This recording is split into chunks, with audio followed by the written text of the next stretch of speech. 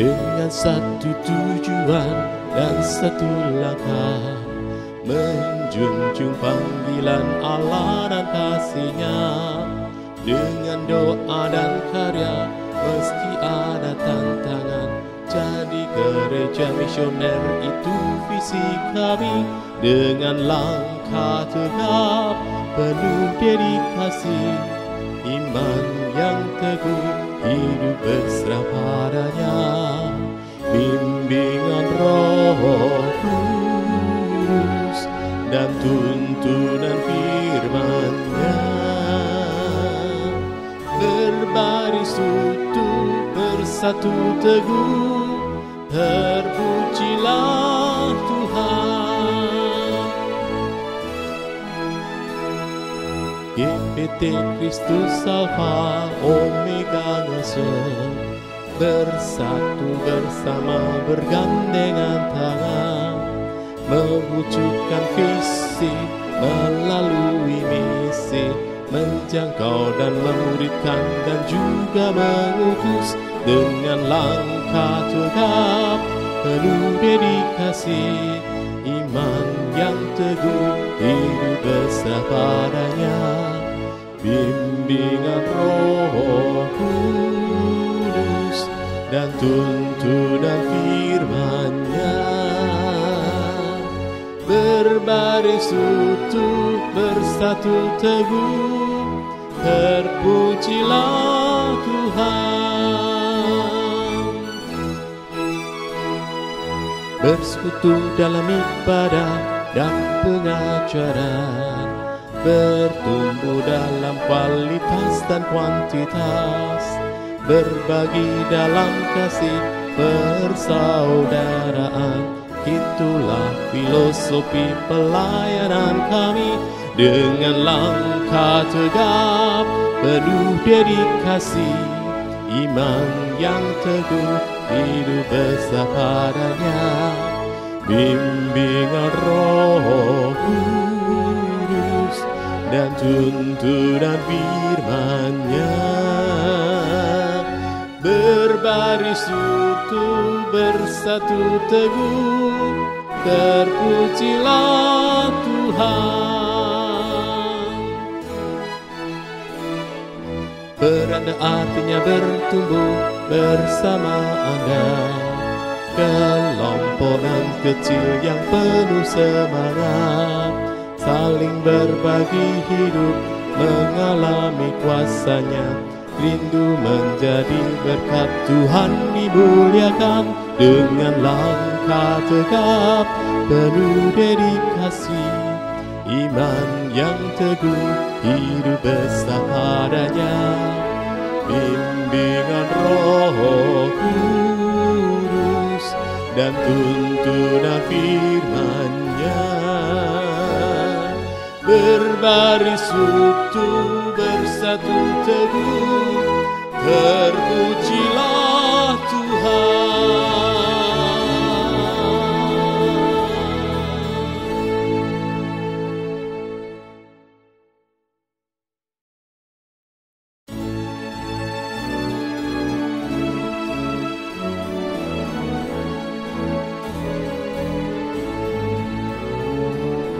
Dengan satu tujuan dan satu langkah, menjunjung panggilan Allah dan kasih-Nya.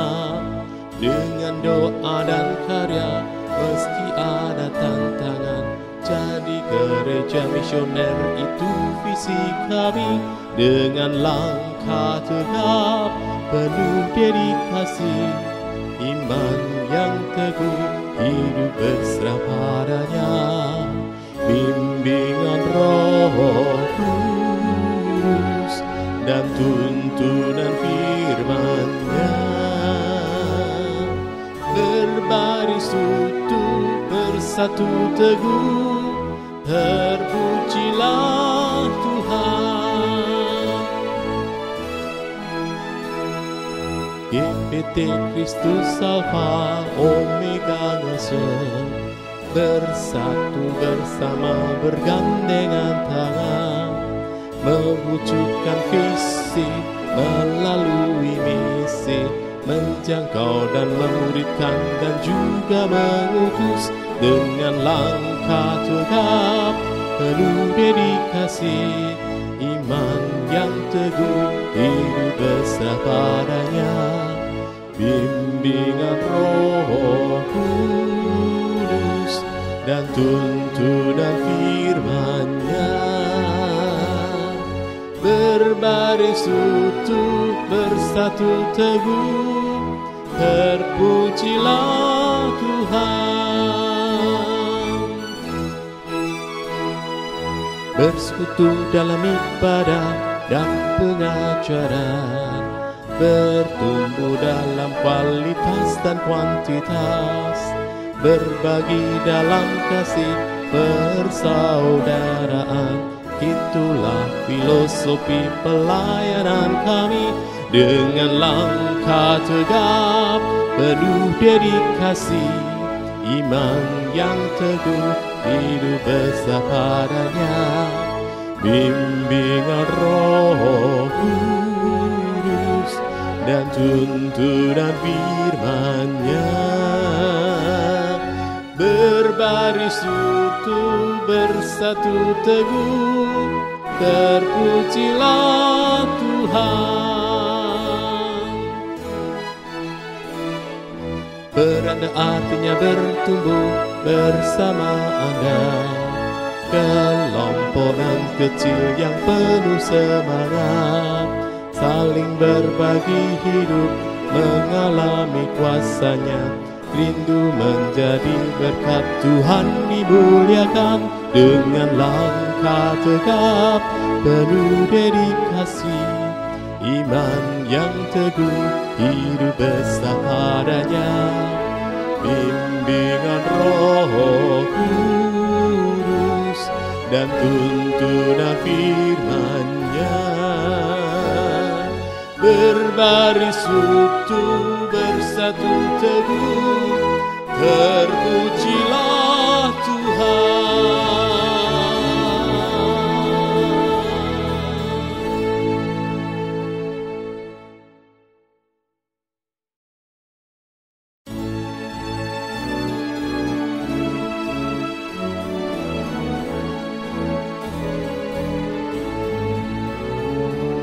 Dengan satu tujuan dan satu langkah, menjunjung panggilan Allah dan kasih-Nya, dengan doa dan karya meski ada tantangan, jadi gereja misioner itu visi kami, dengan langkah tegap penuh dedikasi, iman yang teguh, hidup berserah padanya, bimbingan Roh Kudus dan tuntunan firman-Nya, berbaris utuh bersatu teguh, terpujilah Tuhan. GPT Kristus Alfa Omega ngasih, bersatu bersama bergandengan tangan, mewujudkan visi melalui misi, menjangkau dan memuridkan dan juga mengutus dengan langkah tegap penuh dedikasi, iman yang teguh, hidup berserah padanya, bimbingan Roh Kudus dan tuntunan firman-Nya,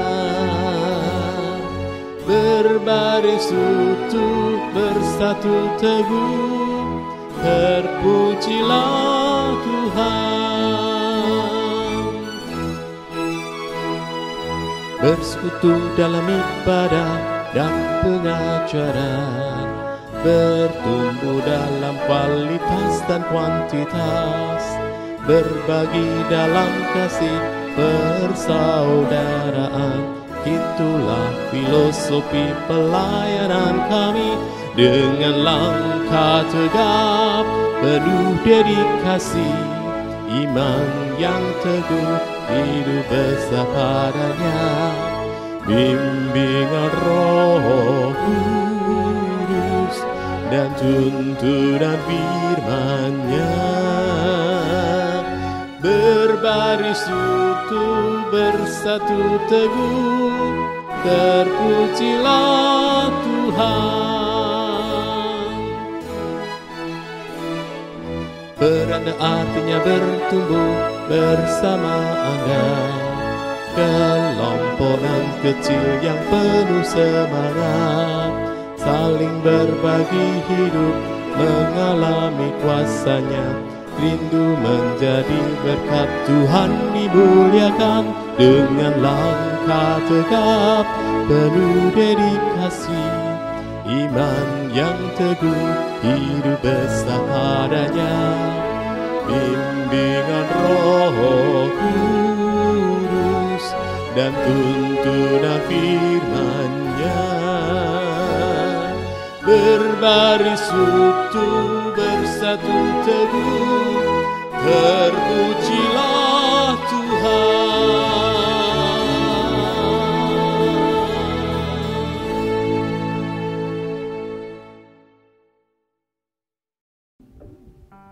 Shalom Bapak Ibu, Saudara-saudari, dimanapun kita berada, mengucap syukur untuk penyertaan dan perlindungan Tuhan atas setiap kehidupan kita. Bersyukur juga kalau saat ini kita boleh bersama-sama beribadah kepada Tuhan.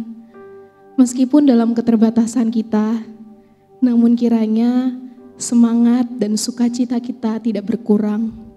Sebab firman Tuhan berkata, ibadah yang sejati adalah ketika kita memberikan tubuh kita sebagai persembahan yang hidup, kudus, dan berkenan kepadanya. Mari kita siapkan hati kita. Kita membawa setiap pujian, syukur, nyanyian sebagai bentuk ucapan syukur kita di hadapan Tuhan. Terima kasih Tuhan. Kami bersyukur Tuhan. Terima kasih Tuhan.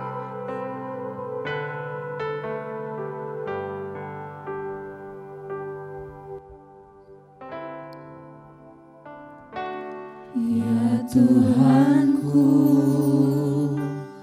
aku hendak bernyanyi bagimu selama ku hidup. Ya Allahku, aku hendak bermazmur bagimu selagi ku ada.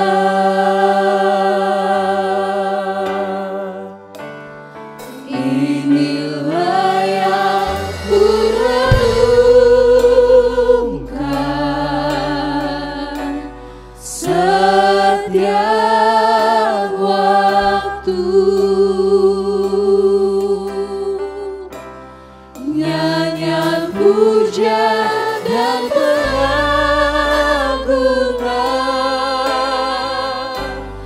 kepadamu.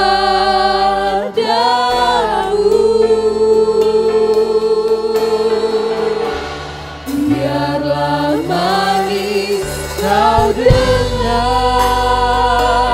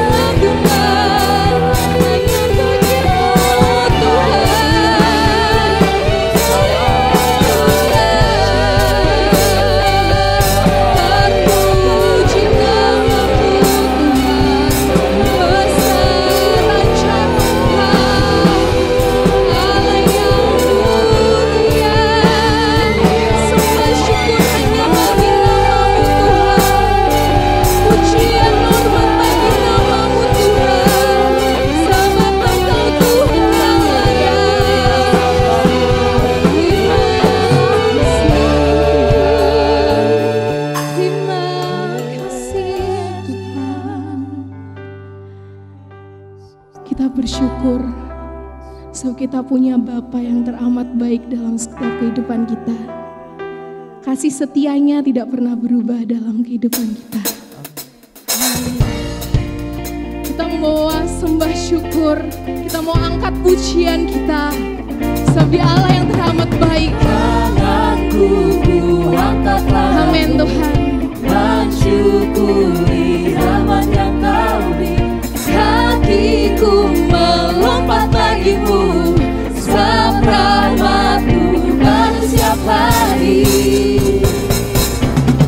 Bersyukurlah kepada Tuhan, sebab Dia baik, sebab Dia baik. Bahwasanya tuh selamanya, kasih setianya, kasih setianya. Haleluya. Kau mau ucapan syukur kami Tuhan, sebab Kau Tuhan Allah yang baik.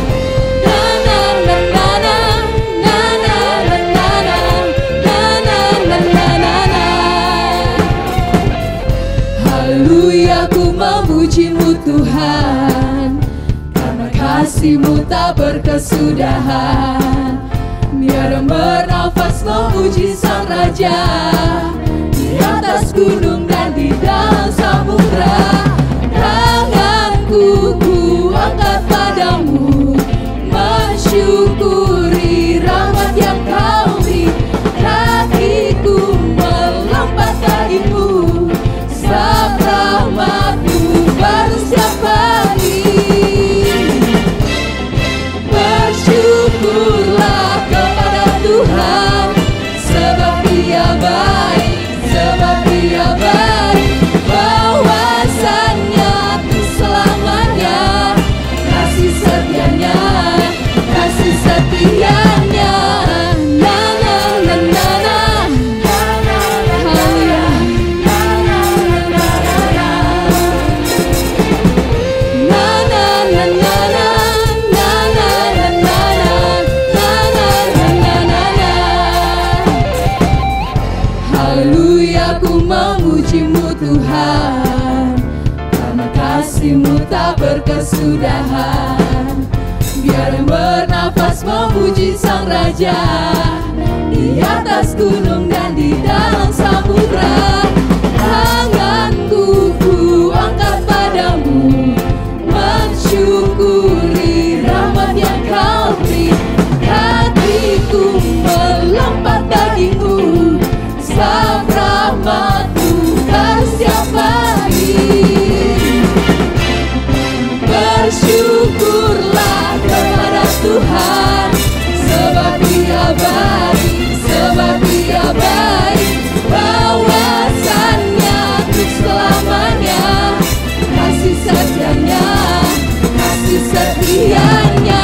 Bersyukurlah kepada Tuhan, sebab Dia baik, sebab Dia baik. Bahwasanya untuk selamanya, kasih setianya, kasih setianya. Na na na na na, na na na na na, na na na na na na. Na na na na na, na na na na na, na na na na na. Haleluya. Sungguh kita bersyukur sebab Dia Tuhan Allah yang teramat baik, kasih setianya kekal sampai selama-lamanya. Mari kita siapkan hati kita mau belajar kebenaran firman Tuhan. Biar setiap firman Tuhan yang disampaikan itu boleh menegur setiap kita, mendidik kita, bahkan memperbaiki setiap kesalahan kita. Sehingga makin hari kita makin serupa dengan gambarannya. Kita mau naikkan pujian ini sebagai doa dan kerinduan kita di hadapan Tuhan. Kami rindu mengerti kehendak-Mu Tuhan Yesus. Ajar ku mengerti segala rencana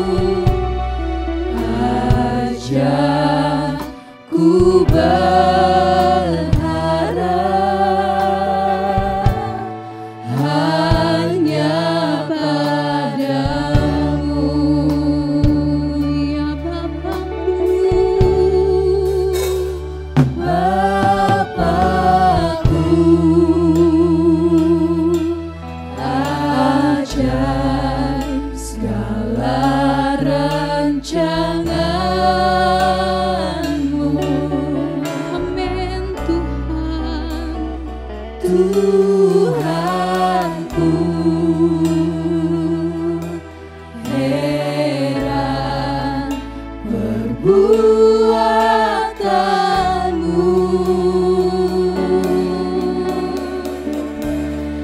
Engkau sanggup mengadakan segala yang ku perlukan, menurut kehendak-Mu terjadilah. Ajarku mengerti Tuhan, ajarku mengerti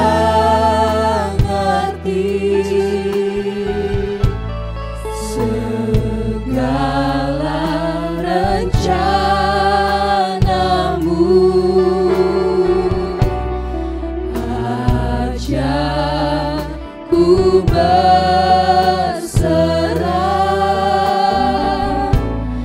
hanya padamu. Pimpinlah jalanku, pimpinlah jalanku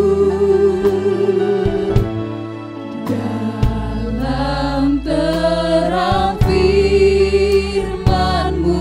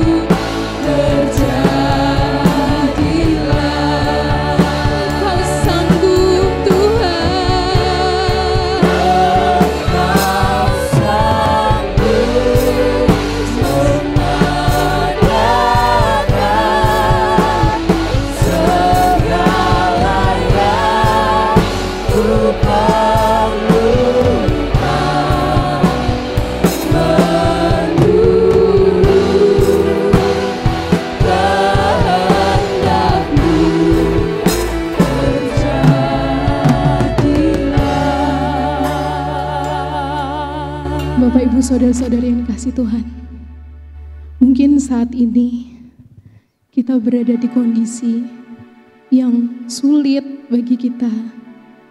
Di tengah-tengah pandemi, mungkin ada beberapa hal yang menyusahkan kita. Namun satu hal yang kita mau percaya, kita punya Bapa yang sanggup menyediakan segala sesuatu yang kita perlukan. Namun satu hal yang Tuhan minta, agar kita menyerahkan kehidupan kita sepenuhnya ke dalam tangan-Nya, untuk sepenuhnya dipimpin dalam Roh Kudus, sehingga kita mengerti apa yang menjadi rencananya, sehingga kita mengerti segala sesuatu terjadi sesuai kehendak-Nya. Kita naikkan sekali lagi bagian refnya dengan sepenuh hati kita, biar segala sesuatunya terjadi sesuai kehendak-Mu saja Tuhan. Kasih Tuhan.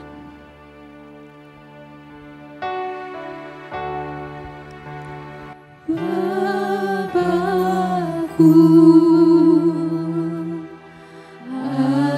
ajar segala rancangan-Mu. Ya benar Tuhan. Tuhanku, heran perbuatanmu.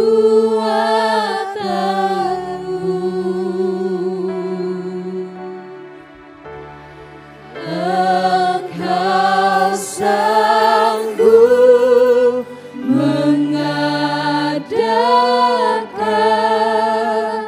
segala yang ku perlukan, menurut kehendak-Mu terjadilah. Selanjutnya saya serahkan ke hamba-Nya. Mari kita berdoa. Bapa kami dalam sorga, bersyukur buat kesempatan yang Kau berikan bagi kami untuk kembali mendengarkan firman-Mu. Biarlah Tuhan ambil bagian di saat hamba-Mu menyampaikan pesan dari firman-Mu ini.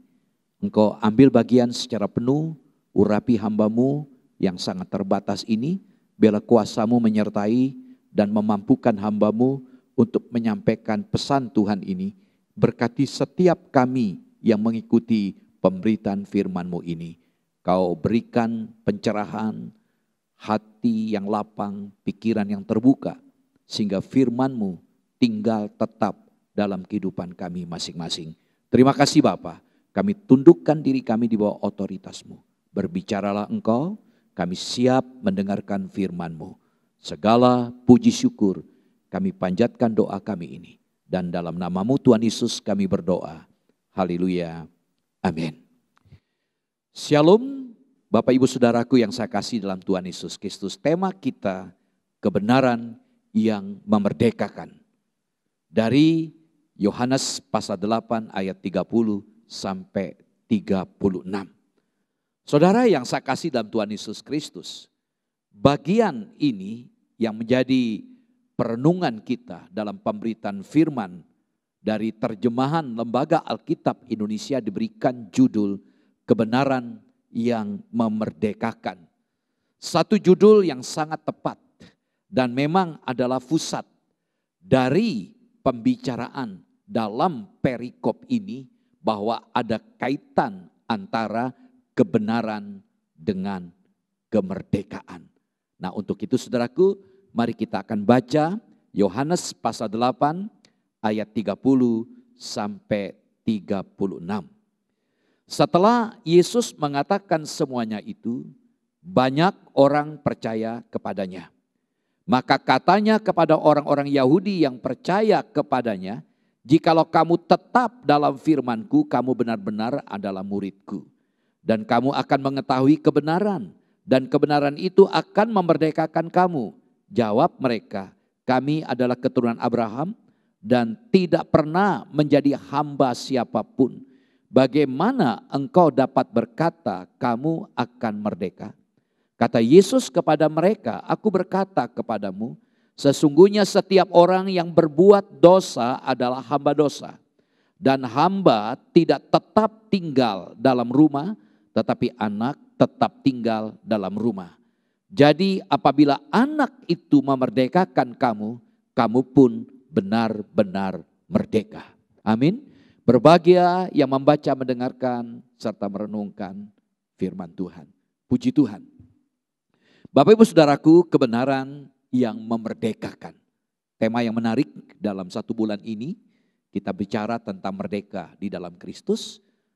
Dalam khotbah sore, saya nyampaikan merdeka dalam Kristus. Nah saudara, apakah yang dimaksudkan oleh Tuhan Yesus tentang kebenaran yang memerdekakan itu?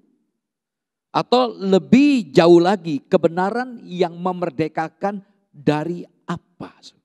Nah, ada 3 hal yang dapat kita pelajari dari firman Tuhan ini. Pertama, kebenaran karena percaya. Saudaraku yang saya kasih dalam Tuhan Yesus Kristus, menghadapi orang banyak yang makin bergairah, makin bersemangat untuk mendengarkan pengajaran yang disampaikan oleh Tuhan Yesus. Karena itu Tuhan Yesus mulai melanjutkan, memfollow up pengajarannya tentang kemerdekaan. Dalam Yohanes pasal 8 ayat 30 tadi saya bacakan, setelah Yesus mengatakan semuanya itu, banyak orang percaya kepadanya. Setelah Yesus mengatakan semuanya itu, banyak orang percaya kepadanya. Perhatikan ungkapan ini, banyak orang percaya. Nah saudara, kita lihat dalam ayat 30 awal dikatakan setelah Yesus mengatakan semuanya itu, setelah. Saudara, terjemahan dalam lembaga Alkitab Indonesia yang kita gunakan ini sepertinya kurang tepat. Ya, lebih tepat pada waktu.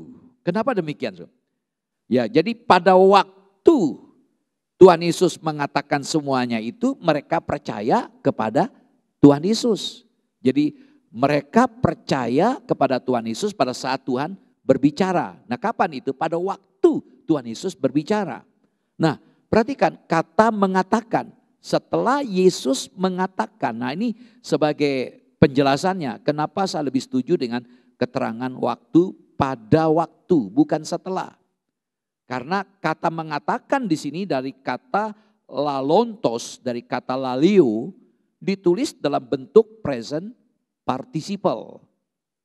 Jadi di sini tidak menggunakan aorist participle. Seperti yang diterjemahkan oleh Lembaga Alkitab Indonesia setelah Tuhan Yesus mengatakan semuanya itu, banyak orang percaya kepadanya. Jadi lebih tepat adalah pada waktu Tuhan Yesus berbicara, banyak dari mereka yang percaya. Saudaraku, perkataan Tuhan Yesus adalah kebenaran, sehingga banyak orang percaya kepadanya. Namun saudaraku, kepercayaan mereka itu baru sebatas pengetahuan dari aspek kognitif. Dan belum ada komitmen, belum ada keputusan, belum ada tekad yang harus mereka ambil. Nah, jika mereka sungguh-sungguh percaya dan mempercayakan dirinya kepada Tuhan Yesus, barulah mereka merdeka dari dosa yang disinggung dalam ayat 31-32. Saudaraku, untuk mengalami kemerdekaan yang sejati, saudaraku, seseorang itu harus menanggapi Injil. Seseorang itu harus meresponi Injil dengan percaya kepada Yesus. Tanpa ada keyakinan. Tanpa adanya keyakinan percaya kepada Yesus, maka tidak mungkin mengalami yang namanya kemerdekaan sejati. Nah saudaraku, setelah mereka mendengarkan ajaran yang disampaikan oleh Tuhan Yesus, banyak dari mereka yang percaya. Tetapi di sini Yohanes menggunakan istilah percaya dengan amat longgar. Kenapa demikian? Karena orang percaya yang dimaksudkan oleh Yohanes di sini bisa merujuk kepada dua kelompok orang. Jadi ada dua grup. Nah, yang pertama orang percaya yaitu orang-orang Yahudi dengan pengharapan mesianik. Sebagaimana dipercaya oleh kebanyakan orang Yahudi, yaitu pengharapan akan datangnya Sang Mesias. Untuk apa? Untuk memulihkan kerajaan Israel dengan kuasa dan penyertaan Allah. Karena waktu itu mereka sedang dijajah oleh pemerintahan Romawi. Jadi di sini yang pertama kelompok orang Yahudi yang sangat berharap akan kedatangan Sang Mesias yang akan membebaskan mereka dari penjajahan Romawi. Yang kedua, di sini menjelaskan adalah orang-orang percaya bahwa Yesus itu datang untuk memulihkan kerajaannya atau kerajaan Allah dengan menyerahkan dirinya untuk mati di atas kayu salib. Inilah percaya yang sejati. Kalau yang pertama tadi enggak percaya sungguhan. Ya saudaraku, jadi perhatikan di sini banyak orang percaya sekalipun demikian tidak lama kemudian, ini sebagai buktinya, mereka memungut batu untuk dilemparkan kepada Tuhan Yesus. Kita bisa baca dalam Roma pasal 8 ayat 59. Mereka tidak bisa menerima ajaran Yesus, mereka yang tadinya percaya melempari, merajam Yesus dengan batu. Itulah cerita lama tentang iman yang palsu. Saudaraku, firman Allah tidak berkata bahwa banyak orang mengaku percaya. Yohanes 8:30 tadi, banyak orang mengaku percaya, melainkan dalam ayat tersebut bahwa mereka percaya. Nah saudara, kita coba melihat membandingkan dalam teks bahasa aslinya. Ya, kata percaya. Di sini menggunakan kata epistiosan dari kata pistis, ya, epistiosan. Dan kata ini tidak selalu merujuk kepada iman yang sejati. Kenapa demikian?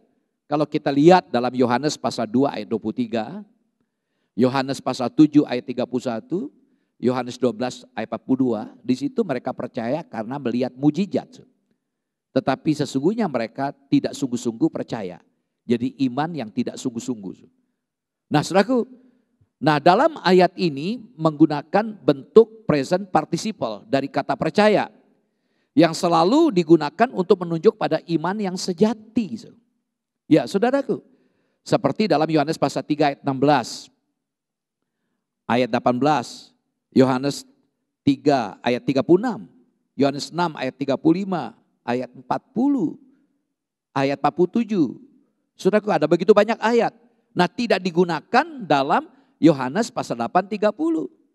Jadi dalam Yohanes 8:30 ini tidak menggunakan kata percaya yang ditulis dalam bentuk present participle yang merujuk kepada iman yang sejati. Jadi untuk mengalami kemerdekaan sejati, seseorang itu harus menanggapi Injil dengan percaya kepada Tuhan Yesus. Nah kita bisa lihat, bandingkan beberapa ayat dalam Kejadian pasal 15 ayat yang ke-6. Lalu percayalah Abraham kepada Tuhan, maka Tuhan memperhitungkan hal itu kepadanya sebagai kebenaran. Satu ayat lagi. Dalam Yakobus pasal 2 ayat 23. Dengan jalan demikian genaplah nas yang mengatakan, lalu percayalah Abraham kepada Allah, maka Allah memperhitungkan hal itu kepadanya sebagai kebenaran. Karena itu Abraham disebut sahabat Allah. Perhatikan dari dua ayat ini menjelaskan Tuhan memperhitungkan hal itu kepadanya sebagai kebenaran. Jadi ketika Abraham percaya, Tuhan memperhitungkan itu sebagai kebenaran. Nah perhatikan kata memperhitungkan. Nah kata memperhitungkan di sini adalah merupakan suatu istilah resmi atau istilah keuangan. Jadi kata memperhitungkan ini berarti menaruh ke dalam rekening seseorang. Menaruh ke dalam rekening seseorang. Ini implikasinya apa? Sebagai seorang berdosa, buku bank rohani Abraham kosong. Abraham bangkrut. Namun di sini dia percaya kepada Allah, lalu Allah menaruh kebenaran itu ke dalam rekening Abraham. Dan Abraham tidak melakukan apa-apa untuk kebenarannya ini. Ia menerimanya sebagai suatu pemberian dari Allah. Ia dinyatakan benar oleh iman. Ia dibenarkan karena iman. Artinya Abraham dibuat benar oleh Allah. Abraham bertindak sebagai orang-orang yang mengenal Allah. Puji Tuhan. Nah, ini maknanya. Jadi apa dapat kita pelajari di sikap orang Yahudi di sini dalam ayat 8:30 ini, saudaraku? Kita belajar, kita harus sangat berhati-hati terhadap kemunduran rohani atau kemerosotan rohani. Kita harus bertumbuh di dalam Kristus. Jadi kita tidak cukup percaya saja. Setelah kita mengambil keputusan, kita percaya pada Tuhan Yesus, kita harus bertumbuh keyakinan kita. Ini bukanlah sesuatu yang boleh kita remehkan. Atau kita tunda penanganannya. Ini serius kalau kita mengalami seperti itu. Kalau kita percaya hanya sebatas pengetahuan saja, di otak kita saja, namun hati kita tidak percaya. Mengapa dalam Roma pasal 10 menjelaskan kita percaya dengan mulut dan hati. Kita ungkapkan yang mulut dari hati kita. Dan kita juga belajar di sini, kita juga harus berhati-hati terhadap perubahan sikap ke arah negatif terhadap Tuhan Yesus. Kita harus berhati-hati terhadap perubahan sikap kita terhadap firman Tuhan juga. Misalnya kita mulai malas mendengarkan firman Tuhan. Kita sudah ogah mendengarkan khotbah. Kita malas untuk membaca Alkitab. Kita tidak lagi ada gairah untuk bersaat teduh. Kita tidak lagi membangun kehidupan doa kita yang dinamis. Kita mulai mundur dalam ketaatan kita terhadap firman Tuhan. Kita belajar poin pertama. Kebenaran itu karena percaya. Saudaraku, sebelum kita percaya kepada Tuhan Yesus, maka jujur kita ini buta terhadap kebenaran firman Tuhan. Sehingga tidak heran kita tidak perlu aneh melihat orang-orang yang di luar Tuhan Yesus. Yang di luar Tuhan, hidup mereka begitu rusak, tidak aneh. Tapi begitu banyak orang-orang yang sudah ada dalam Tuhan, mereka bertobat, mereka percaya, mereka melihat hal-hal yang seperti itu tidak berkenan, mereka tidak lakukan lagi karena mereka sudah ada di dalam kebenaran. Jadi kita melihat bahwa kebenaran itu adalah milik orang percaya. Dan kebenaran itulah yang akan memampukan orang-orang percaya untuk hidup benar di hadapan Allah. Puji Tuhan. Nah, yang kedua kita belajar di sini, tetap dalam firman. Jadi kita akan mengalami namanya kebenaran yang memerdekakan kalau kita tetap dalam firman. Kita lihat dalam Yohanes pasal 8 ayat 31. Maka katanya kepada orang-orang Yahudi yang percaya kepadanya, jikalau kamu tetap dalam firman-Ku, kamu benar-benar adalah murid-Ku. Sekali lagi saya bacakan, Yohanes 8 ayat 31. Maka katanya pada orang-orang Yahudi yang percaya kepadanya, jikalau kamu tetap dalam firman-Ku, kamu benar-benar adalah murid-Ku. Perhatikan kata tetap dalam firman-Ku. Kata tetap dari kata Yunaninya meno. Saudaraku, kata meno artinya tinggal menetap. Seperti kita menetap di sebuah kota, kita tidak pindah-pindah, menetap di kota tersebut. Itu kata tinggal menetap. Ini berarti tinggal menetap, tidak berpindah-pindah. Orang yang tinggal menetap dalam firman-Nya adalah orang yang setia dalam setiap detik hidupnya ada dalam terang kebenaran firman Allah itu. Nah, saudara, Tuhan Yesus berbicara kepada orang percaya yang disebut dalam pasal 8 ayat 30. Lalu beliau mengingatkan kepada mereka bahwa keteguhan dalam firman, yaitu pemuridan. Ini merupakan bukti dari keselamatan yang benar. Jadi orang kalau tidak mau dimuridkan, berarti dia tidak bisa membuktikan keselamatan yang benar. Saudara, ketika mentaati firman Tuhan, kita akan bertumbuh dalam pengetahuan rohani. Dan karena kita tumbuh dalam pengetahuan rohani, kita tumbuh dalam kemerdekaan dari dosa. Saya begitu yakin. Pertumbuhan rohani ini akan memampukan kita juga untuk mengerti yang mana yang benar dan mana yang salah. Pertumbuhan rohani ini akan menolong kita juga untuk mengcounter. Bagaimana supaya kita bisa layak di hadapan Allah. Hidup memimpin pada pembelajaran, itu pasti. Kalau kita betul-betul tetap dalam firman, hidup memimpin dalam pembelajaran dan pembelajaran pada kemerdekaan. Jadi kalau kita betul-betul belajar kepada firman Tuhan, maka kita akan diarahkan kepada kemerdekaan. Saudaraku, kemerdekaan penuh orang yang sudah dimerdekakan itu harus senantiasa tinggal di dalam firman Allah. Harus tinggal dalam firman Tuhan. Sehingga kebenaran-kebenaran itu akan memberikan kemerdekaan secara total. Enggak mungkinlah kita bisa mengalami yang namanya kebebasan secara total, kemerdekaan, lepas dari segala keterikatan kalau kita tidak tinggal dalam firman Tuhan. Mengapa sangat aneh kalau ada orang Kristen yang masih terikat dengan kehidupan lamanya dan tidak pernah berubah. Kalau ditegur, kenapa kamu tidak berubah? Dia bilang, ngapain saya berubah? Kok bisa? Iya, bisa aja. Sebagaimana Yesus tidak pernah berubah, aku pun tidak pernah berubah. Sambil menyanyi, aku masih seperti yang dulu. Harusnya tidak demikian. Kalau kita tinggal dalam firman Tuhan, maka kita akan dimampukan untuk hidup dalam kebenaran. Dan itu akan memberikan kemerdekaan secara total.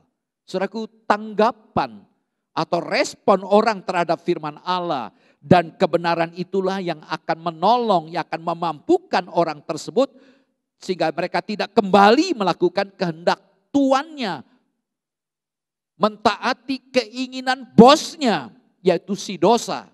Tetapi sebaliknya dia akan berusaha hidup selaras, sesuai dengan status, dengan posisinya sebagai orang merdeka yang sudah dia terima. Nah, dalam istilah teologi dikenal sebagai pembenaran dan penyucian.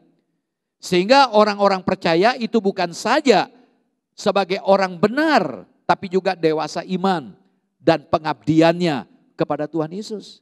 Kalau kita bicara pembenaran, ini artinya apa? Orang yang tadinya itu layak dihukum. Karena dia didakwa dan diputuskan, divonis, dia bersalah. Dan dia dicap sebagai seorang yang gak benar. Contoh misalnya dia terlibat dalam Gestapo PKI. Kita lihat itu sehingga semua dibatasi haknya, dipenjara. Namun setelah dicek data-datanya, rupanya beliau tidak terlibat. Itu tuduhan. Sehingga apa? Perlu direhabilitasi namanya beliau sebagai yang terlibat dalam Gestapo PKI. Sehingga dia dibebaskan. Nah, ini karena apa? Karena dia dibenarkan. Itulah makna pembenaran. Saudaraku, namun setelah kita dibenarkan, tidak cukup sampai di situ. Ya, memang secara posisi kita sudah menjadi, ketika kita dibenarkan secara posisi, kita adalah orang-orang kudus, orang-orang suci. Namun kita harus mengalami namanya proses pengalaman penyucian dari hari ke hari. Dan kita tahu bahwa tubuh kita ini lemah, kita punya potensi untuk jatuh dalam dosa. Karena itu kita perlu melibatkan Roh Kudus yang akan menolong kita, memampukan kita. Sehingga kita semakin hari semakin dikikis kehidupan lama kita, sehingga kita semakin diperbarui.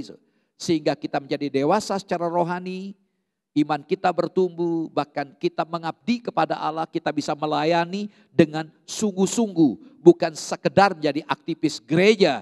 Kita sadar karena Tuhan mengasihi saya, Tuhan mengasihi saudara, dan ada kerinduan untuk melayani. Ada orang di gereja cuma menjadi aktivis. Kalau hatinya nggak suka ya ditinggalkan pelayanannya, lepaskan jabatannya. Itu buktinya apa? Dia tidak bertumbuh sebenarnya. Ya, kalau dia betul-betul bertumbuh imannya, ada gerakan dalam hati, suka atau tidak suka. Ada alasan saya tidak disenangi, ada alasan mungkin rasanya nggak serak dengan kondisinya, tapi dia tetap ingin melayani dan dia tidak mau lepaskan Tuhan karena dia sudah bertumbuh menjadi dewasa.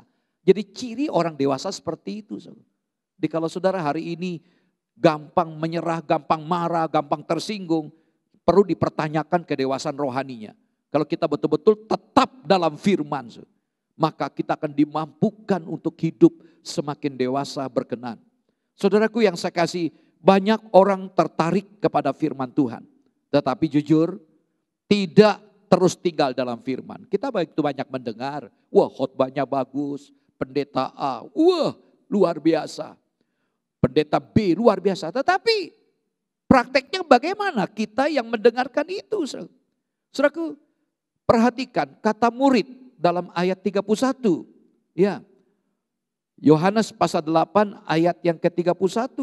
Saya baca kembali ayat ini. Maka katanya kepada orang-orang Yahudi yang percaya kepadanya, jikalau kamu tetap dalam firman-Muku, kamu benar-benar adalah muridku. Perhatikan. Jadi kita melihat dari ayat ini, jikalau kamu tetap dalam firman-Ku, kamu benar-benar adalah muridku. Perhatikan kata murid dalam ayat ini. Bahwa seorang murid yang sejati itu harus terus belajar firman Tuhan. Dikatakan murid. Nah, jadi seorang murid di Alkitab itu istilah murid begitu banyak digunakan daripada istilah Kristen. Dari kata matetes, murid itu adalah yang mengikut Yesus. Disebutnya Kristen karena pengikut Yesus. Itu sebenarnya istilah yang menjadi olok-olokan untuk mengejek orang-orang yang ikut Yesus, untuk mengejek murid-murid Yesus. Jadi kata Kristen enggak seberapa banyak digunakan, tapi kata murid ratusan. Nah, kalau kita melihat istilah murid di sini, berarti murid itu tidak bisa lepas dari yang namanya belajar. Jadi aneh ya kalau ada orang Kristen enggak mau belajar. Ketika pendeta khotbah tidur dalam gereja. Ya. Ketika membaca Alkitab tidak ada keinginan untuk baca Alkitab secara serius. Jadi murid tidak bisa terlepas dari belajar. Orang yang berhenti belajar tentu tidak bisa disebut murid. Ingat bahwa firman Allah, firman Tuhan bukan sekedar pengetahuan. Bukan sekedar ilmu yang cukup dipelajari sekali saja. Jadi jangan kita merasa, oh saya sudah tahu ceritanya. Saya sudah tahu apa yang dibaca, disampaikan oleh pendeta. Oh jangan. Saya seringkali membaca yang pernah saya khotbahkan. Saya baca ulang-ulang selalu menemukan kebenaran yang luar biasa.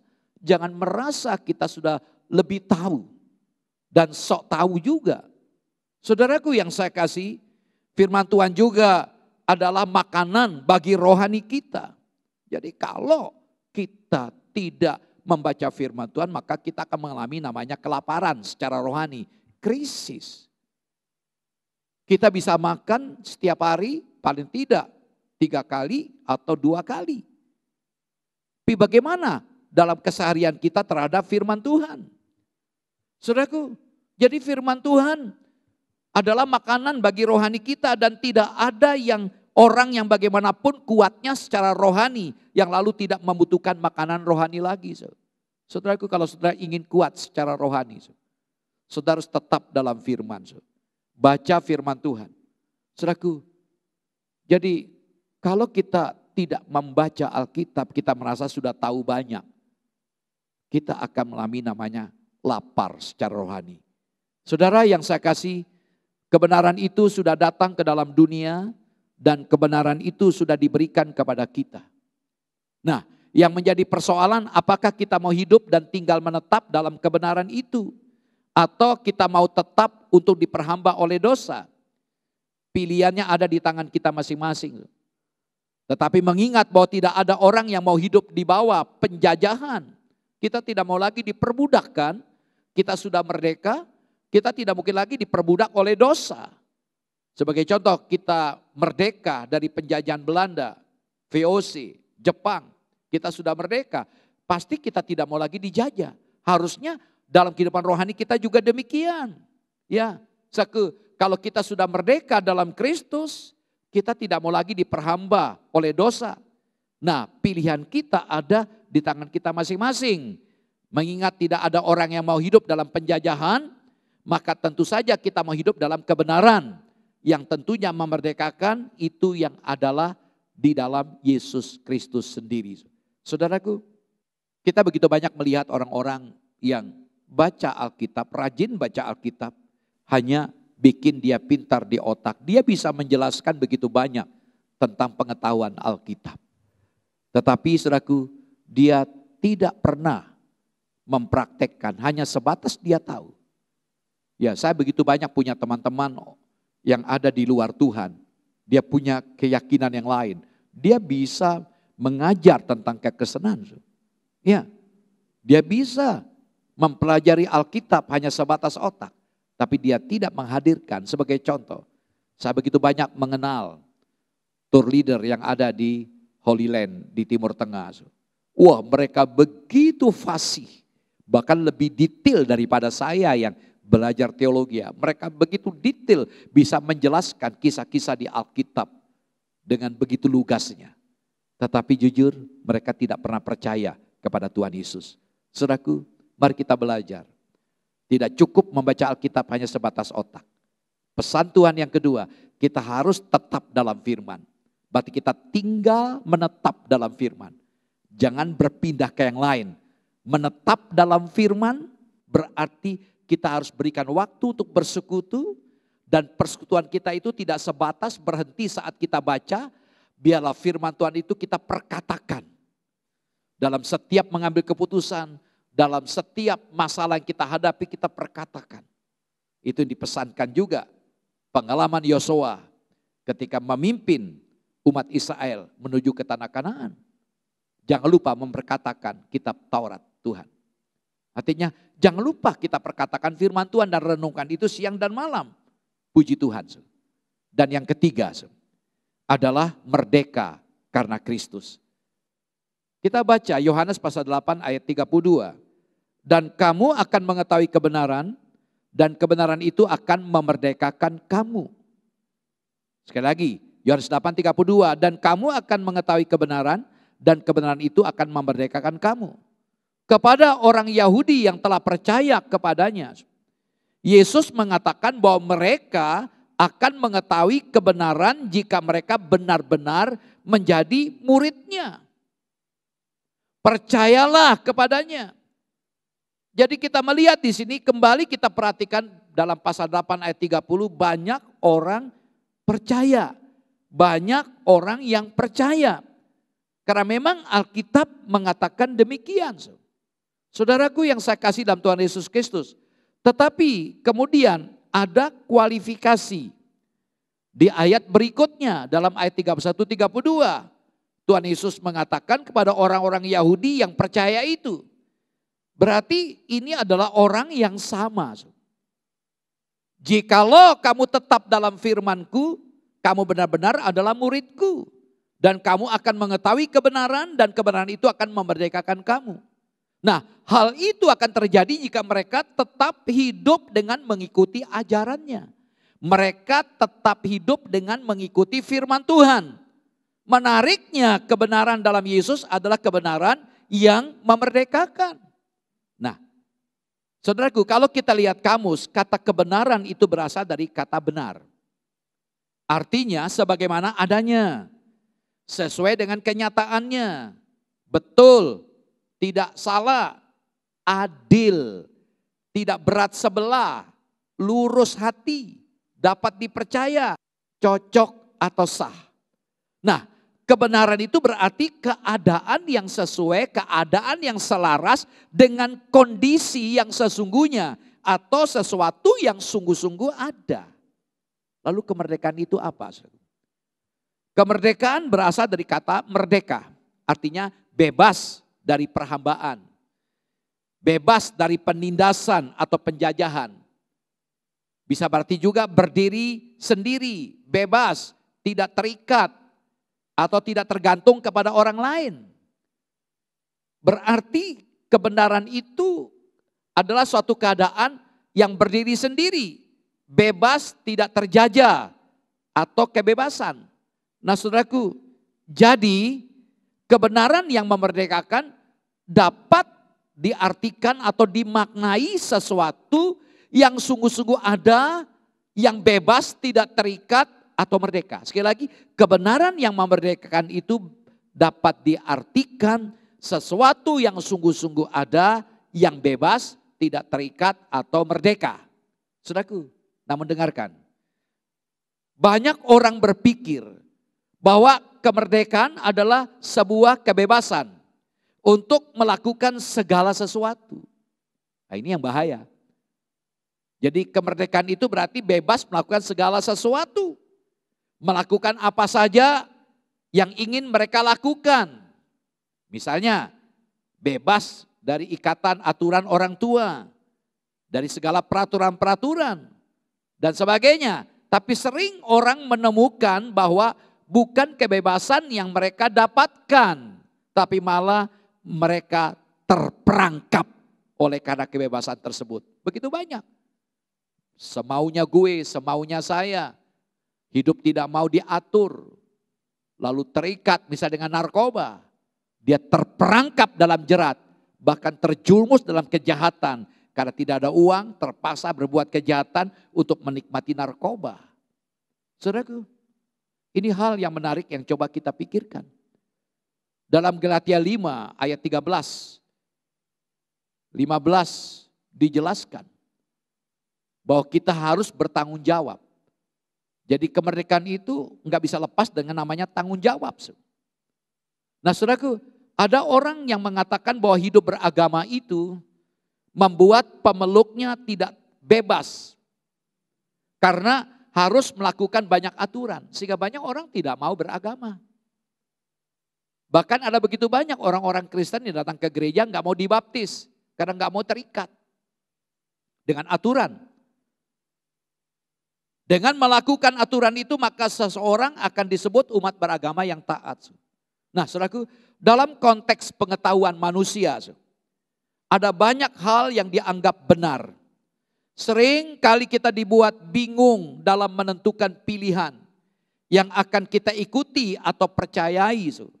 Kadang dua hal yang berseberangan sama-sama dianggap benar. Sehingga tidak heran jika sebagian orang berpendapat bahwa kebenaran adalah sesuatu yang tidak mutlak. Kebenaran adalah sesuatu yang tidak absolut. Artinya apa? Kebenaran itu bersifat nisbi, relatif. Sehingga semuanya direlatifkan. Hari ini bisa sepertinya benar, besok enggak benar. Direlatifkan semua demi untuk sebuah tujuan. Di samping kebenaran itu adalah nisbi atau relatif, kebenaran itu juga sementara, tentatif. Dan bahkan kebenaran itu adalah subjektif. Saudaraku yang saya kasih, kita baca Yohanes pasal 8 ayat 33. Jawab mereka, kami adalah keturunan Abraham dan tidak pernah menjadi hamba siapapun. Bagaimana engkau dapat berkata kamu akan merdeka?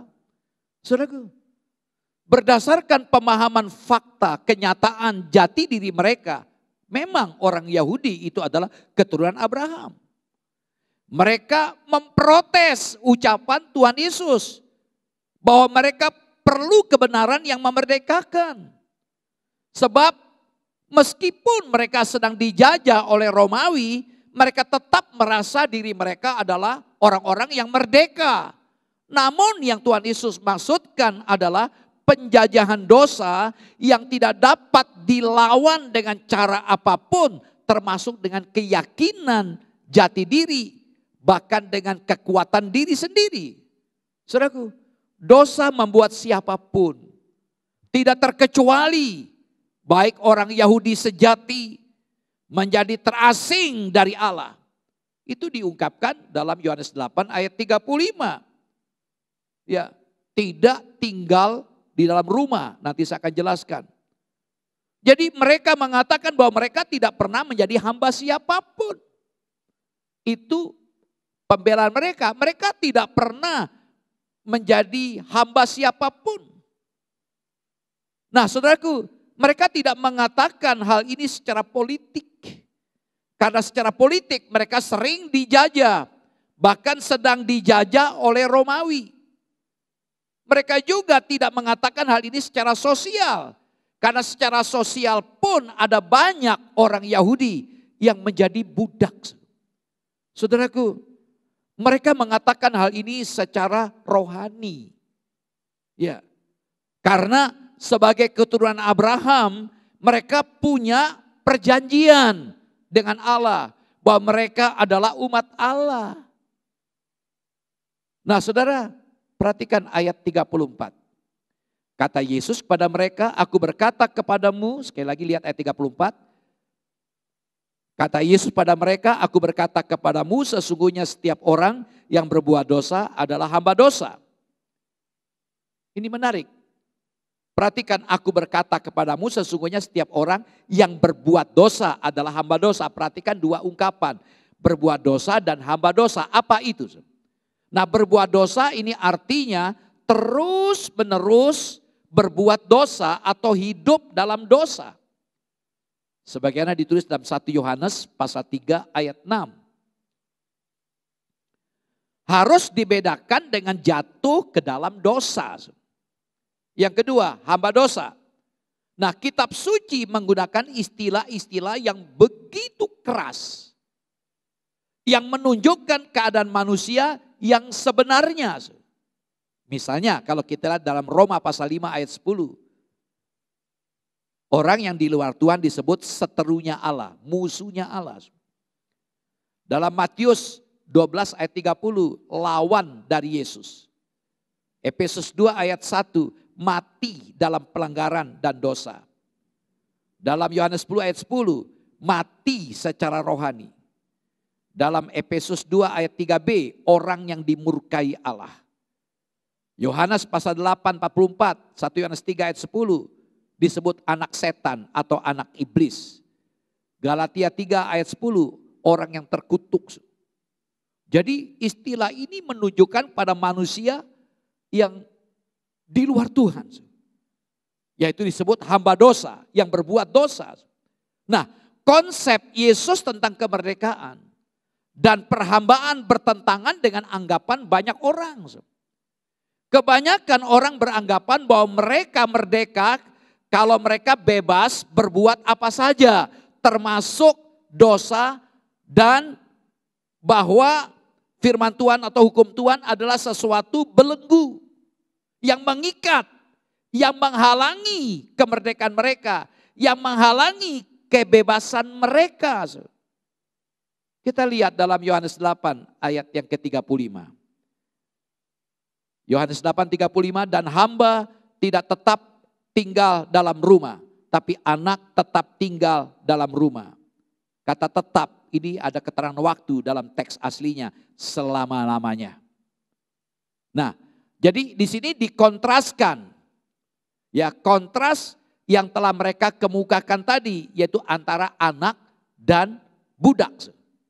Nah, anak di sini menggunakan istilah Yunaninya huios, anak dewasa yang sah.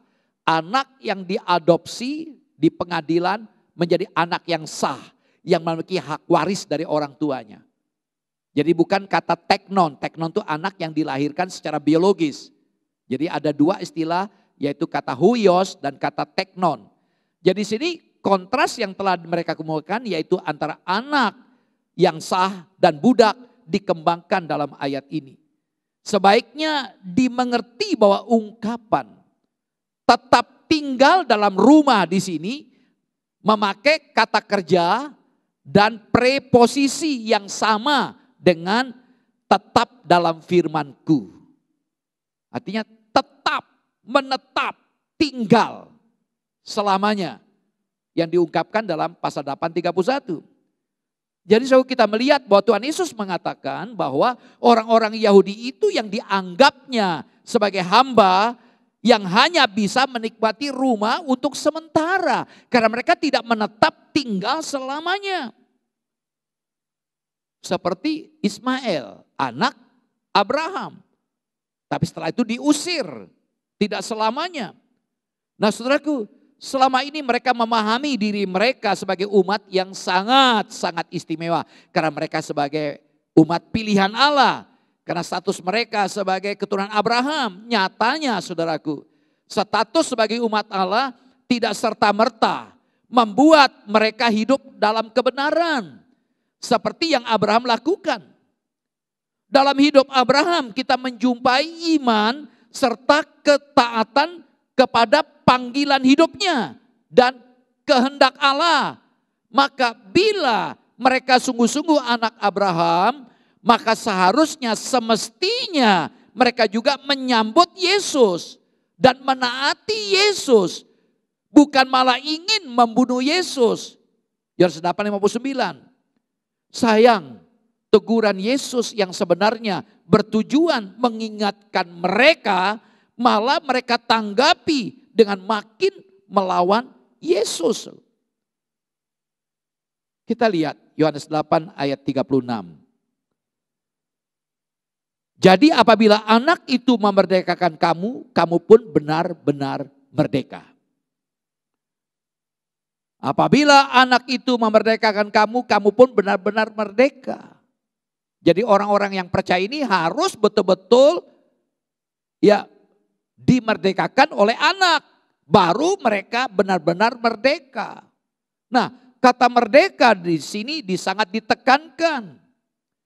Ini artinya ada kemerdekaan yang tidak benar-benar. Seperti diungkapkan dalam 2 Petrus pasal 2 ayat 19. Supaya kita betul-betul merdeka. Merdeka yang sejati, yang sesungguhnya kita harus mengalami yang namanya dimerdekakan oleh Tuhan Yesus. Saudara, Tuhan Yesus hendak menyatakan di sini bahwa kebutuhan mereka yang sesungguhnya adalah pengampunan dosa. Itu maknanya. Mereka harus dimerdekakan oleh Yesus. Karena semua manusia telah berbuat dosa dan telah kehilangan kemuliaan Allah. Jadi mereka butuh pengampunan dosa. Sehingga mereka hanya perlu percaya kepada anak Allah. Mereka harus percaya kepada Yesus supaya dapat menerima penebusan dosa.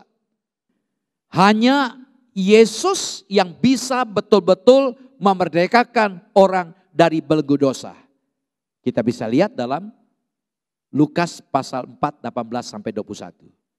Artinya saudaraku, hanya Yesus yang dapat memberi mereka hubungan yang serasi dengan Allah dan menjadikan mereka anak-anak Abraham. Bukti bahwa mereka belum sungguh-sungguh percaya kepada Yesus adalah mereka masih mengerjakan pekerjaan-pekerjaan bapak mereka. Bukan bapak besar ya, dalam pasal 8:38. Mereka hendak membunuh Yesus, pasal 8 ayat 37. Itu bukan pekerjaan kebenaran, melainkan pekerjaan dosa. Ayat 39-40. Mereka bukan anak-anak Allah karena kasih Allah tidak ada pada mereka. Mereka ingin merusak, membunuh. Ayat 42-43. Nah saudara, jika mereka anak Allah, mereka pasti mengasihi Allah. Ini sudah hukumnya. Jadi kalau kita anak Tuhan, maka kita pasti mengasihi Tuhan. Dan kita pasti mengasihi Tuhan Yesus. Kenyataannya, faktanya mereka memiliki tanda-tanda pekerjaan setan, pekerjaan iblis. Yaitu kebencian, hasrat untuk membunuh. Dan hasrat untuk mendustai diri sendiri. Itu diungkapkan dalam ayat 44-46. Yang disebut mereka adalah anak-anak iblis. Karena bapamu pendusta, maka kamu juga pendusta, kamu anak iblis. Terlebih lagi sesudah Yesus membukakan semua fakta ini, mereka tetap tidak percaya. Dan tidak mendengarkan firman Tuhan. Itu diungkapkan dalam pasal 8 ayat 46-49. Saudaraku, sesungguhnya kalau mereka betul-betul dimerdekakan oleh Yesus, maka mereka benar-benar merdeka. Pasti ada perubahan dalam hidup mereka. Nah, perubahan terjadi dari dalam. Bukan dari luar. Perubahan terjadi dari dalam dan momen saat Tuhan menjamah seseorang. Maka ada sesuatu yang indah akan terjadi. Biar kita rindukan hal itu. Ketika Tuhan jamah, ada suatu hal perkara yang luar biasa yang tidak pernah terpikirkan. Tuhan lakukan sebuah perubahan yang luar biasa. Puji Tuhan. Kembali kita melihat dalam Roma pasal 8 ayat 35-36. Di sini menjelaskan pada kita untuk diingatkan. Ingatlah kebenaran ini. Hanya Tuhan Yesus yang dapat memerdekakan saudara dan saya. Hanya Dia yang dapat membebaskan. Karena hanya Dia yang menyatakan kebenaran tentang siapa Allah lebih daripada siapapun.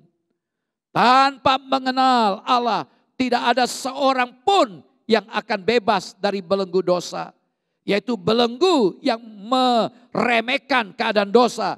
Belenggu yang membuat kita tidak menyadari betapa pentingnya penebusan itu. Saudaraku, John Calvin, dia berkata seperti ini. Tanpa menyadari terangnya kemuliaan Allah, tidak ada seorang pun akan terbuka matanya untuk menyadari betapa gelapnya dunia sekelilingnya itu. Tanpa mengenal Allah, tidak akan ada seorang pun yang menyadari dosanya.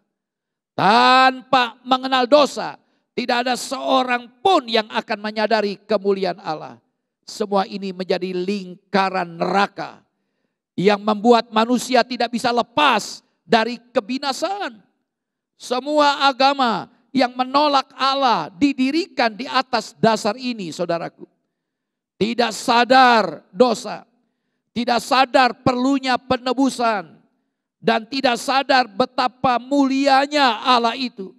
Belenggu ini melahirkan begitu banyak dosa-dosa yang lain. Tak sadar dosa menyebabkan pembenaran diri. Itulah fakta. Begitu banyak orang ingin membenarkan diri untuk menutupi kehidupannya. Puji Tuhan. Saudaraku, pembebasan diri melahirkan keangkuhan yang membuat seseorang itu akan memperilah dirinya. Jadi Tuhan itu adalah dirinya. Atau memperilah budayanya, adat istiadatnya yang ditinggikan. Tetapi anak Allah yaitu Kristus justru menyatakan Allah dengan cara yang menghancurkan ilah-ilah palsu ini. Yesus membuat kita menyadari keberdosaan saudara dan saya.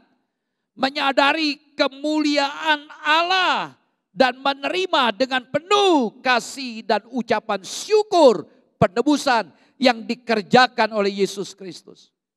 Yesus datang untuk menyatakan kasih-Nya kepada saudara dan saya. Tetapi kasih-Nya ini baru bisa kita terima jika kita menyadari keadaan kita yang sebenarnya. Ketika kita menyadari keadaan kita yang sesungguhnya, baru kita bisa merasakan bagaimana kasih Allah. Saudara, menjadi Kristen berarti kita harus mempercayakan diri penuh kepada Tuhan Yesus yang diutus oleh Allah untuk membebaskan, untuk memerdekakan saudara dan saya dari dosa. Berkeras pada keinginan, pengertian dan cara kita sendiri membuktikan bahwa kita masih menjadi hamba dosa. Kita masih menjadi milik iblis. Siapa yang menjadi milik Kristus pasti mengasihi Allah.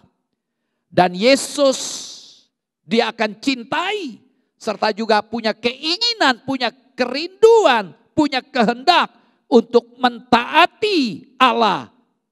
Melakukan firman-Nya senantiasa. Saudaraku, menjadi murid Tuhan Yesus berarti mengikut Yesus. Tinggal di dalam firman Yesus. Dan mengalami kebenaran yang memerdekakan. Firman Tuhan membuat seseorang menyadari dosanya.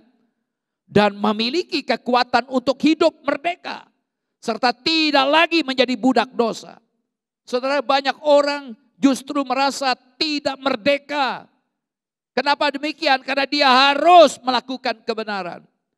Seringkali orang berpikir bahwa merdeka berarti bebas melakukan apa saja sebebas-bebasnya. Saudaraku, salah satu pilar demokrasi adalah kebebasan yang bertanggung jawab. Prinsip ini mempertimbangkan pemahaman bahwa kebebasan itu tidak pernah absolut, tidak pernah mutlak. Batas dari kebebasan adalah tanggung jawab itu sendiri. Selama berpegang pada prinsip tersebut, kemerdekaan tidak akan berubah menjadi sikap semaunya sendiri. Saudaraku, kita belajar bahwa kita bisa merdeka oleh karena Kristus. Karena itu kita percaya betul-betul kepada Dia. Karena tanpa Yesus tidak akan mungkin kita bisa betul-betul merdeka. Seorang yang saya kenal, dia adalah gembong dari mafia, penjahat. Dan sudah masuk di televisi juga berapa tahun yang lalu. Dan dia pernah membunuh orang, dia adalah bandar narkoba. Tetapi Tuhan memilih dia, memanggil dia bertobat. Setelah dia bertobat, dia mengerti apa yang dilakukan adalah jahat.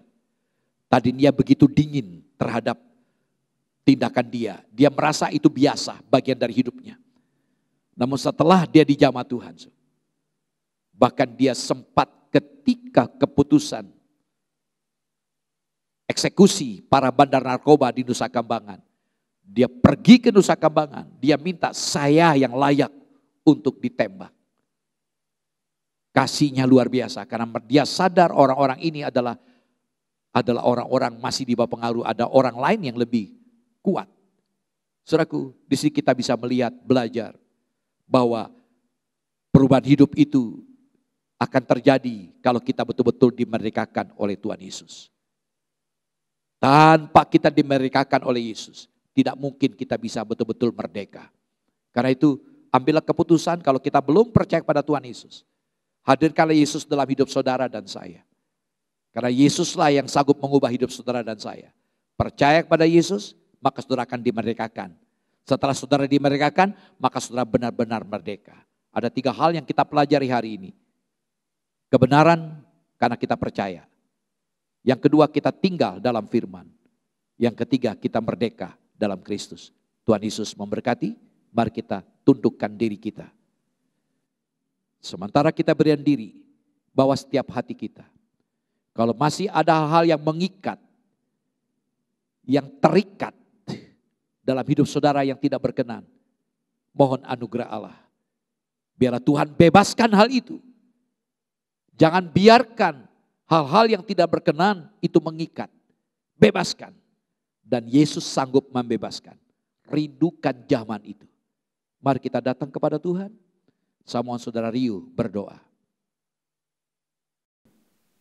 Saudara, selepas kita mendengarkan firman Tuhan, mari kita berdoa.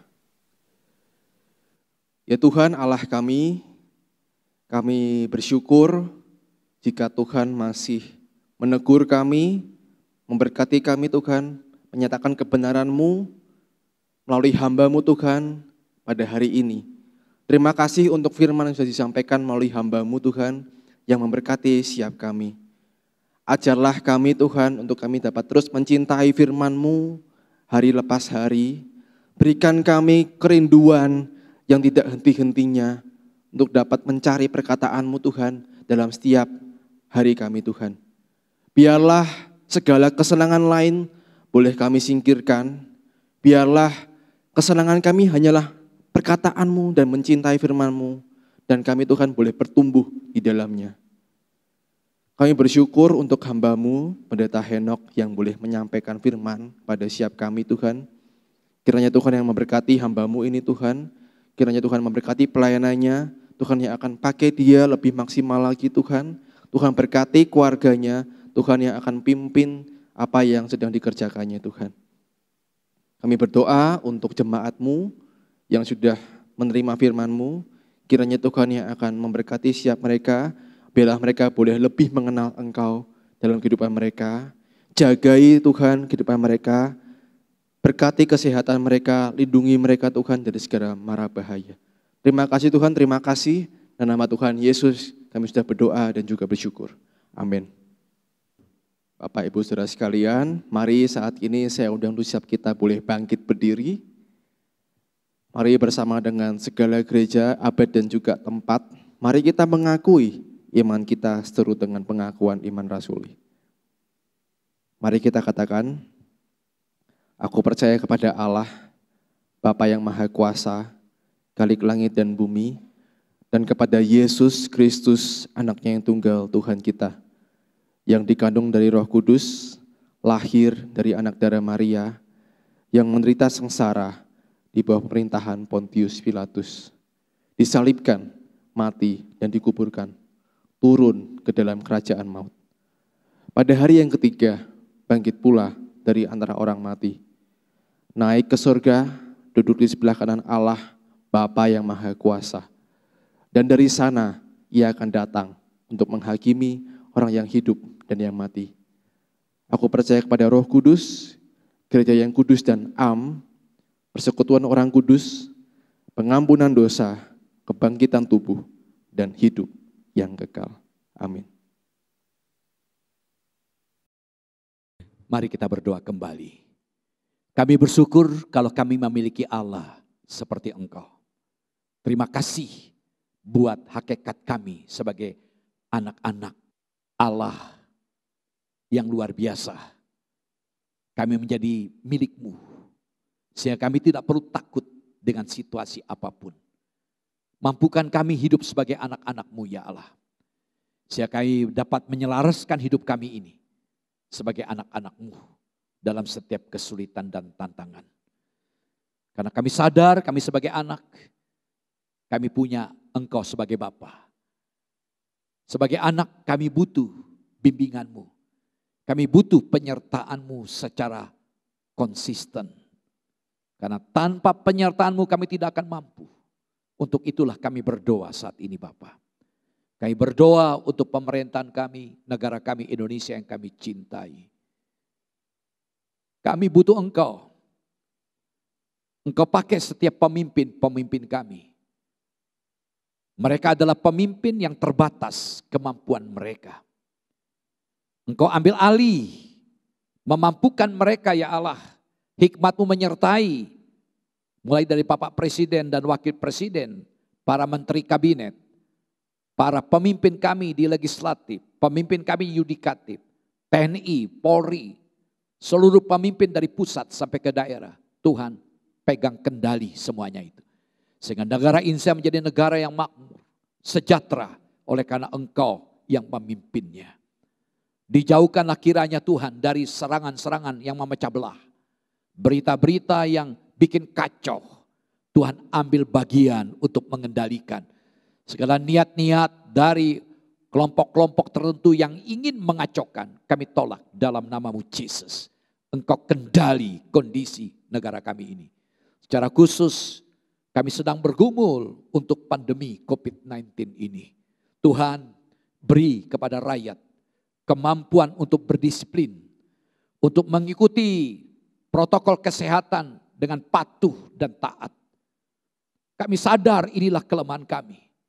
Engkau ambil bagian, berikan kesadaran bagi teman-teman kami yang ekstrim, yang tidak menyadari bahwa pentingnya divaksin, bahwa pentingnya menjaga diri. Engkau tolong ambil kendali.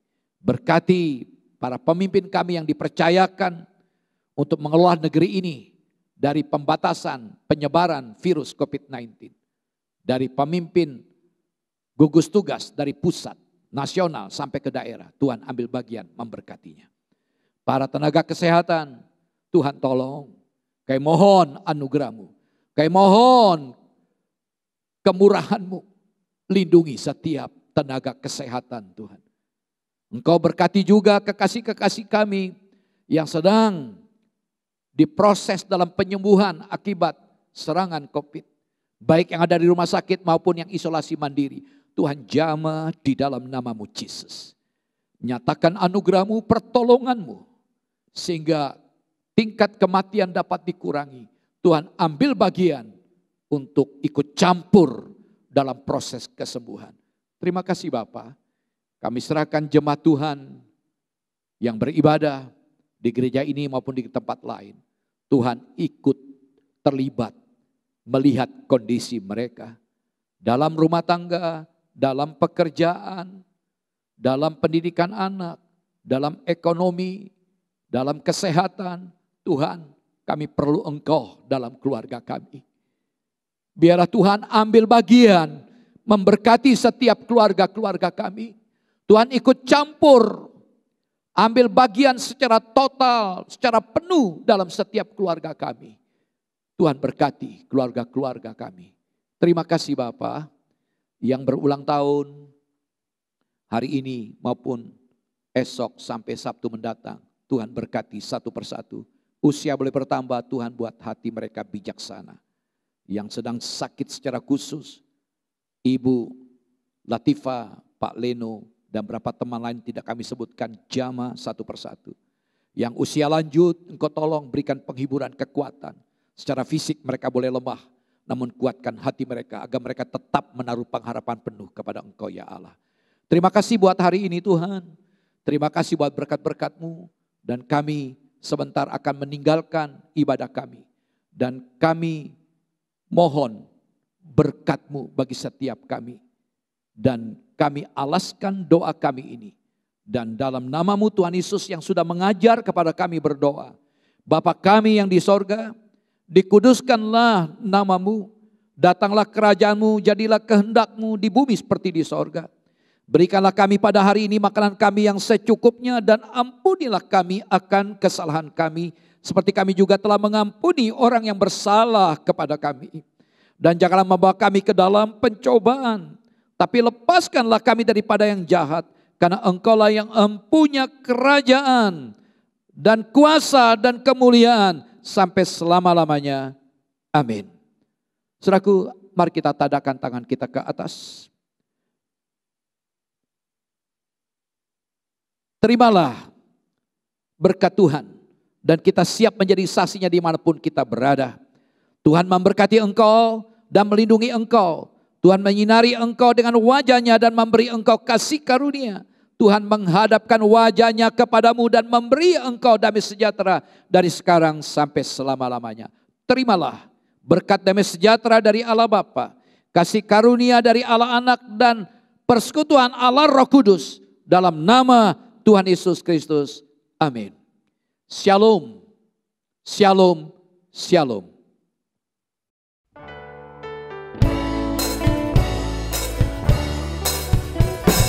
Shalom, shalom, damai Allah turun ke atasku sekarang. Shalom, shalom, damai Allah sekarang dan selamanya. Seperti sungai yang mengalir, lembut gemercik. Seperti burung merpati, damai surgawi. Shalom, shalom, diberkatilah kau sekarang. Berkatakan selama Putra dan Roh Kudus. Amin.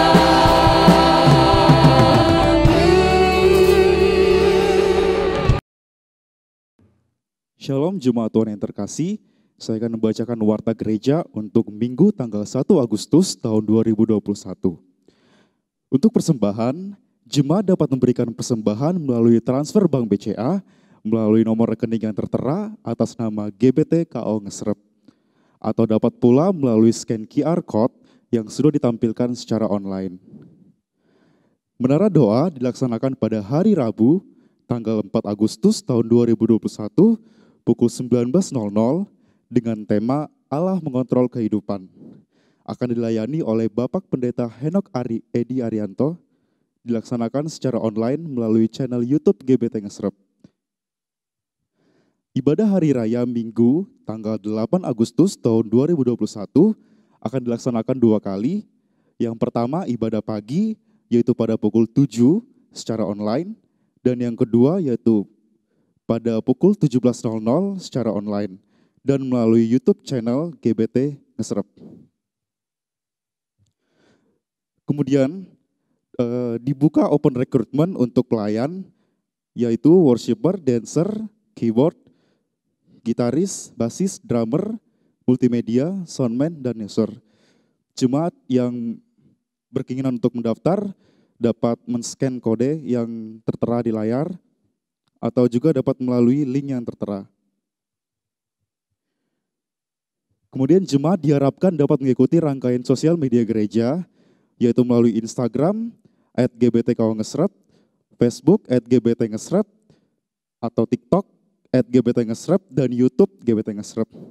Bagi jemaat yang belum mensubscribe, disilakan untuk mensubscribe, like, dan share akun YouTube gereja. Karena di sini terdapat banyak video renungan, ibadah, dan program-program menarik yang dapat menjadi berkat untuk kita semua. Kemudian tak henti-hentinya kami untuk mengingatkan jemaat untuk terus mematuhi protokol 5M, yaitu memakai masker, mencuci tangan, menjaga jarak, menjauhi kerumunan, dan mengurangi mobilitas. Dan kita juga terus mengingatkan untuk terus berdoa agar Tuhan menolong sehingga wabah COVID-19 boleh segera berakhir. Dan bila ada jemaat yang terinfeksi COVID, disarankan untuk tidak takut dan tetap tenang, dan segera periksa ke dokter, dan mohon diinformasikan ke gereja, sehingga kita bisa dukung dalam doa, dan juga untuk dapat mengantisipasi agar tidak menyebar ke jemaat. Jemaat dapat menghubungi nomor telepon yang tertera di layar. Sekian informasi yang dapat disampaikan. Terima kasih, Tuhan Yesus memberkati.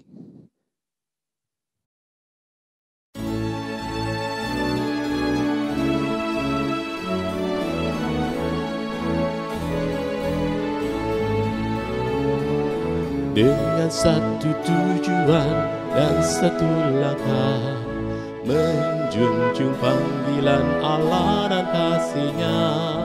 Dengan doa dan karya, meski ada tantangan, jadi gereja misioner itu visi kami.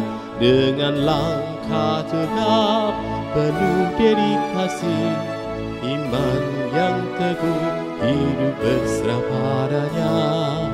Bimbingan Roh Kudus dan tuntunan firman-Nya,